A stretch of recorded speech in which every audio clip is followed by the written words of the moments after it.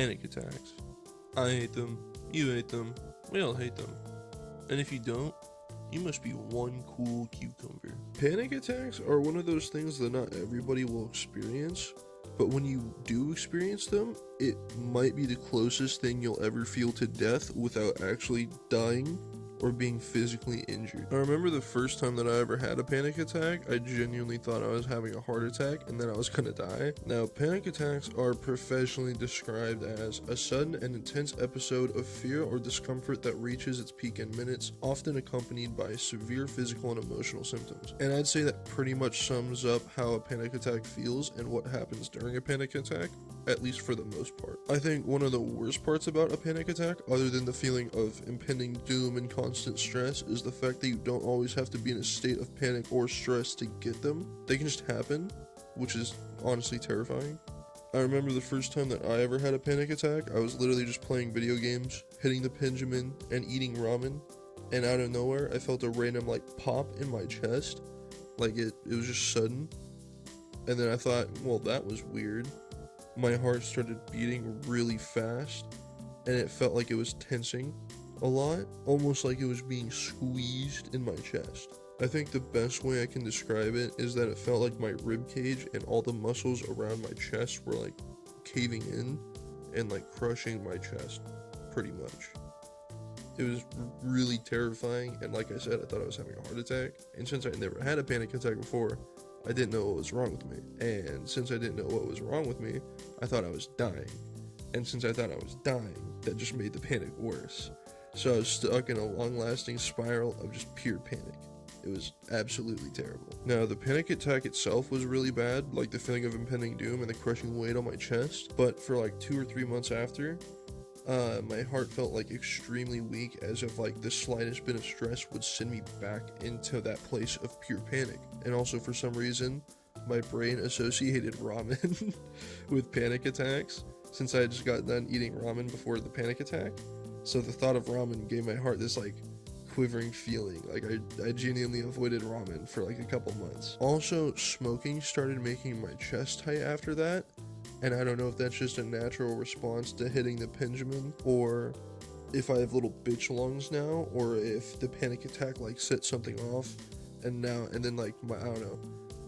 But my chest felt tighter after I started smoking after that panic attack. I think the best that I can come up with, the best solution or probability that I can come up with, is that that was my body's way of recuperating the amount of stress and panic that my heart or whatever had gone through. I think it was just some kind of coping mechanism, but I definitely avoided ramen and smoking for at least a couple months. And aside from smoking and ramen, I just felt entirely weak after the panic attack, more specifically in my chest. It felt more weak. In moments of real or actual stress, it felt like I was always on the verge of falling into a panic attack, and it would make me feel kind of sick. It felt like that feeling of impending doom from the panic attack was just looming over my shoulder, waiting for a moment to jump out. I was genuinely starting to think that something more than just a panic attack had happened to me, and that something inside my body was actually wrong and that I might need to go to a hospital. But after a few more weeks, it eventually started to clear up. But before it cleared up, about maybe a week, maybe less, after the panic attack, the show Invincible came out. This is when the story gets really silly. So, my chest was feeling like it was going to explode if I got too stressed. I was feeling really uneasy, and I just needed something to distract myself. I needed a show where I can easily get attached to all the characters without genuine worry about their well-being, I told myself. Basically, I wanted a show where the episodes were funny or goofy and usually had a happy ending, something like Adventure Time or Regular Show, but instead, I decided to watch it. I'd never heard of the comics before, nor had I ever heard of Invincible. I thought it was going to be a silly superhero show that was inspired by Teen Titans or something. So when they introduced all these characters at the beginning, I know this sounds goofy, but my immediate reaction was yeah, I'm gonna get attached to all these characters. I fuck with the Legion of, I forgot what they're called, the OG superheroes at the beginning. This has spoilers for Invincible. I should probably mention that. Probably. But yeah, my immediate reaction was to get attached to the characters, because I don't know, I was fucking 17 and also just had my first panic attack and thought I was dying, so why not? And towards the end of the first episode, I couldn't wait to see what other kinds of shenanigans these heroes got up to. And then they all died in a very brutal and surprising fashion at the end of the first episode. I was devastated. I remember when I saw the first member of the rip-off Justice League die, I literally leaned forward and clutched my chest, not because it had hurt, but because it had that extreme numb feeling, like my heart was asleep, or like, when you your foot goes to sleep. Yeah, and it felt really weird. I don't know how to explain it, but Invincible was not the cure to my panic attack issues. I did finish the show eventually though, and it's definitely in my top 10. But that's a topic for another video though. Right now, I'm talking about panic attacks, and I've only ever had one other panic attack, and that one was because I ate an absurd amount of magic mushrooms and saw snakes. I learned a lesson that day, a very valuable lesson indeed, and that lesson was that shrooms are a lot more serious in a large quantity. I had a massive shroom and then a bunch of really potent smaller ones, and me and some friends were going to split some of the shrooms at a concert, but they said they would do some after because they didn't want to be too high at the concert. So I did the shrooms by myself and got really high, and we went to the concert. Now, I was definitely feeling them at the concert, but I wasn't really seeing cool shit, and I felt like I was coming down on the way back to the hotel, especially because we walked back to the hotel, and that was painful. So when we finally got back to the hotel and my friends decided that, hey, they wanted to take some too, I decided, hey, I want to take some more too. So by this point, I've already eaten well past the recommended dose of shrooms, at least for my young self. And the group of friends that I had gone to this concert with was quite large. So we all had multiple rooms, but me and 3 other friends drew the short stick and somehow got stuck with a room that only had 1 bed, and there was 4 of us. At first, I thought I'd be a cool guy and let the 3 of them share the bed because it was really small, and that's just the kind of guy that I am. And as the night settled in and everyone got into their position, with mine of course being on the floor, one of my friends put on the movie White Girls, and this was my first time seeing the movie White Girls, and I was really high on shrooms, so I thought it was really funny for some reason. But then one of my other friends got really mad that we were being really loud while they were trying to sleep, so we ended up just turning it off and then turning the lights off. And it was at this point that I realized how cold it was in the room and that my thin hoodie isn't saving me in the slightest. I looked up at the bed to find that one of my friends was wide awake and barely on the edge of the bed while scrolling through his phone, and the other 2 were laying spread out and taking up most of the bed. It was like an entangled mess of just people. So I laid on the cold hotel room floor, high as shit on mushrooms, curled up into a ball because of how cold I was. Curling up into a ball didn't really help much. The room around me almost felt like it was starting to collapse in on itself, and the wallpaper pattern was this really vibrant, strange, different amalgamation of colors with a really fucked up weird pattern that someone on a high amount of magic mushrooms would trip out on. I was absolutely terrified of every little corner within the room. And on top of that, it was just getting colder and colder and colder and colder.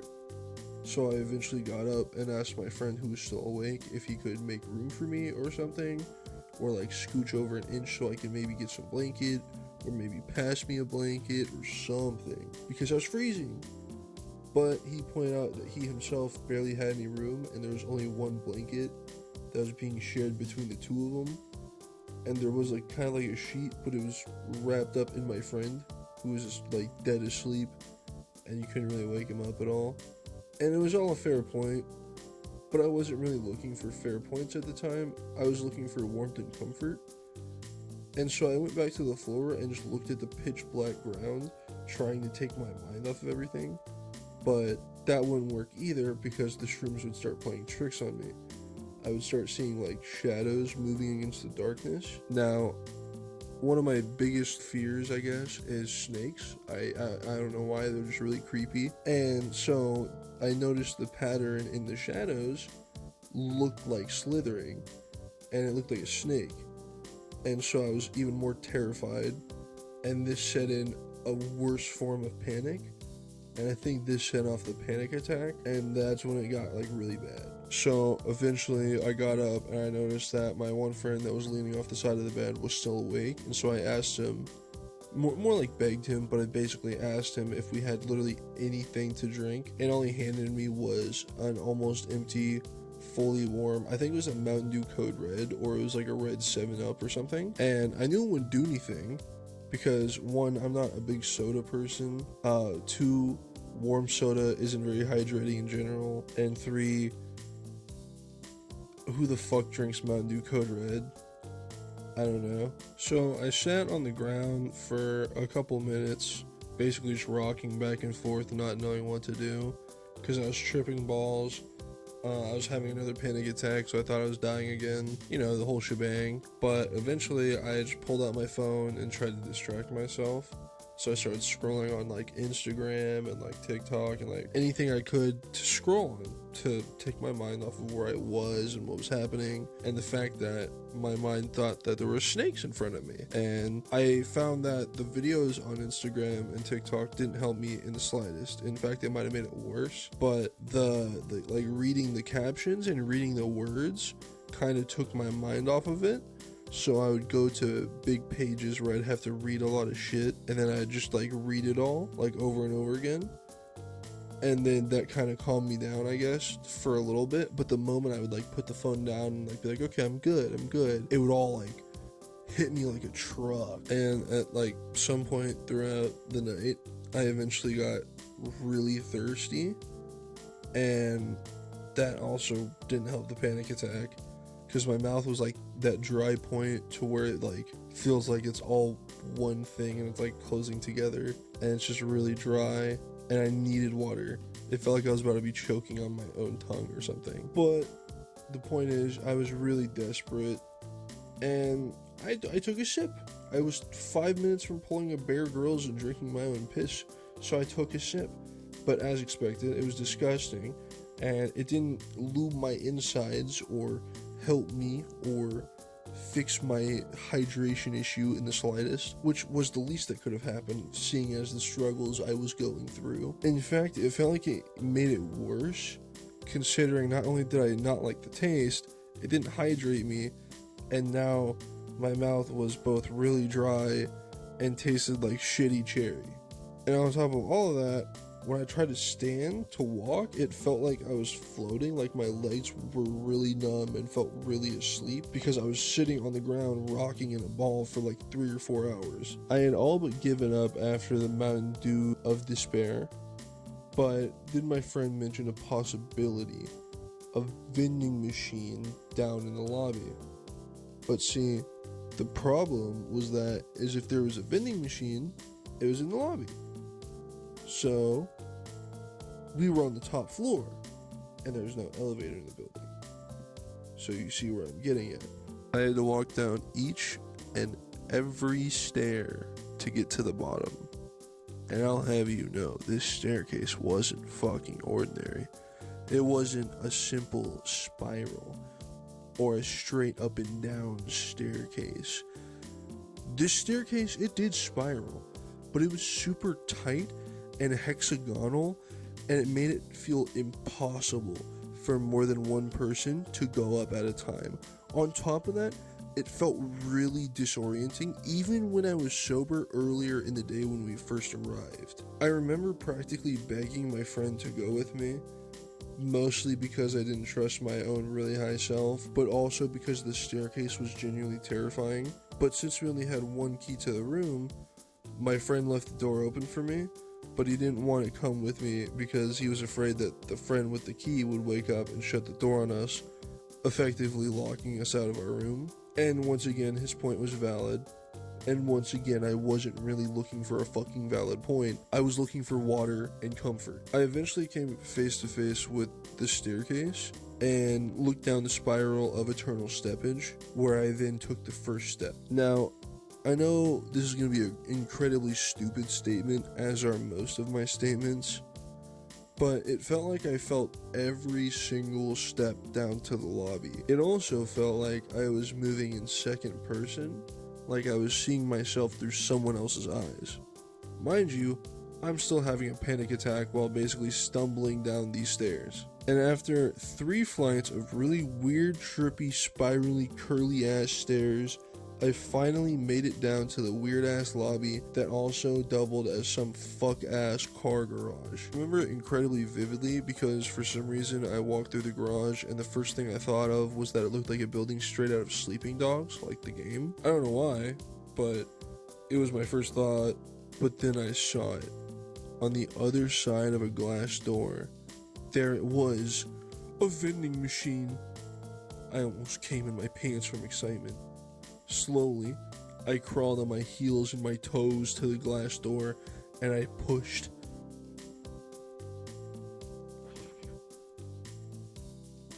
It was locked. I almost keeled over and died right there. I would have cried myself to death from disappointment. All that effort, all that struggle, all that pain, just for the damn door to be locked. And who the fuck locks a hotel lobby? A dumbass. That's who. You know what else a dumbass does? Pushes a pull door. My goodness, I felt so relieved when I read that it was a pull door. And then I pulled it, and it didn't open because it was locked. At this point, I was willing to commit war crimes for this fucking water. That was just a single glass pane away from me and my fat fucking fingertips. And then, like Jesus Christ, I saw my savior sitting staring at a phone, clearly not wanting to be there that late. But I was glad he was. I probably looked like a cracked out homeless man looking for his next hit. I can just imagine my goofy ass sitting at the glass door, smiling with bright eyes of hope and desperation, knocking repeatedly. I knocked enough until I eventually got his attention and he put his phone down and he stumbled over to the door, a savior to the damned. But as he let me into the lobby and I gratefully looked at the vending machine with glee and hope and happiness, and as he walked back to his throne of boredom to forever entrap his mind in the realm of internet, he turned back to me and he said something that stuck with me. No, it didn't stick with me. It really fucked me up. I almost turned back around and broke that glass door because it gave me so many issues. He stopped and he turned his beautiful face to look at me, and he looked at me with those sexy eyes and opened his sexy mouth, and all he could say in his silky smooth savior voice was, "The door wasn't locked, by the way." I nodded cautiously, but my eyes never left the vending machine. All that was on my mind was this water. I was pissed at the door, I was angered, but I was here. It didn't fucking matter. For once, the past didn't matter. Only thing that mattered was present issues. Though, for some reason, not for some reason, I thanked the man, but for some reason, right after, I was thinking heavily about just being like, I'm on a large amount of shrooms, can you help me? But then I had to correct myself and realize that's not socially acceptable. So, after staring at the water icon on the vending machine for a long ass time, way longer than I should have, I probably looked like a complete fucking weirdo. But I always look like a complete fucking weirdo, so why not? And so I eventually pulled my card out, and then I held my card to the vending machine, and I swiped it. And my card declined. No, I'm just kidding. No, the payment went through. No, the payment went through. I pressed C7. I still remember the combo to this day. I didn't know I remembered the combo until I was writing the script for this video, actually, and it popped into my head like Vietnam flashbacks. He did a little test on it that consisted of me buying another drink that I ended up giving to my friend that was still awake, and the guy concluded the test by explaining to me that the machine was simply just out of water. I looked at the machine, defeated, hopeless, lost, and then a thought that, as a non-confrontational, social anxiety-riddled person, I would have never popped into my mind, but did enter my mind and excited my mouth. Pause. Normally, I would have accepted defeat and gave up. But I think my survival instinct took over as I ended up asking if they had any water in the back that I could just buy directly. And to my relief, the dude said yes. And so I swiped my card one final time at the front desk. I took my bottle of water and the extra drink that I had now obtained, and oh shit, fuck, now I have to walk back up the stairs to the room. It was a mission, but it was honestly easier going back up because I think walking down had not only woken my legs up and talking to a stranger woke my mind up. I think I was just starting to sober up in general. So once I made it back to the room, I gave my friend the extra drink and I took my place back on the floor. This time, the room was a little bit more lit up as the light from outside was starting to seep inwards through the curtains, and I noticed that the bathroom door was open with the light on. The light looked really relaxing and calming and diffused and chill. So I walked in there and I chilled in the pale light. It kind of made everything feel really light and really strange in a way. But then for the first time all night, I looked at the time and I noticed that it was 6 in the morning. I think we all left the city we were in at around 7 or 8 in the morning that day, and I was so relieved to be in the car and on my way home. It was genuinely a terrifying experience that I look back on, and now I laugh about and I tell jokes about and I repeat the story, but it was really terrifying.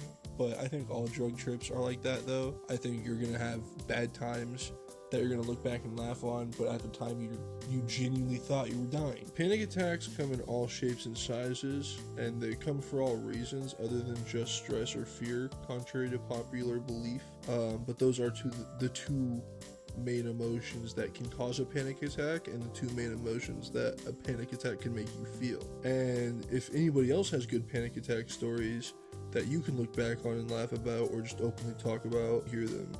Or even just other drug trip stories, not that I'm endorsing the such, but I wouldn't mind hearing those as well. I originally made this video as a rant against panic attacks and how irritating they are and how just uncomfortable they are in general, but then I started thinking about the 2 times I've had panic attacks and just decided to flat out tell the story of the second one, which is by far the more interesting one. To conclude this video, I'd like to say that panic attacks are genuinely one of the strangest, most terrifying feelings the body can have. It's really hard to explain properly, and I'm sure there are others that can do a much better job of doing so, but I thought that sharing my experiences with the subject might spark conversation among those who have a unique or interesting panic attack stories. Not that panic attacks are something interesting or to be studied, just that we act incredibly different while panicking than we would under the guise of rational thought. And like I said, I wouldn't mind hearing some of your stories about panic attacks. But to end this video, I would like to say that panic attacks suck, stress sucks, sometimes moments of extreme vulnerability can be retold as a comedic story, and you should subscribe if you fuck with quesadillas.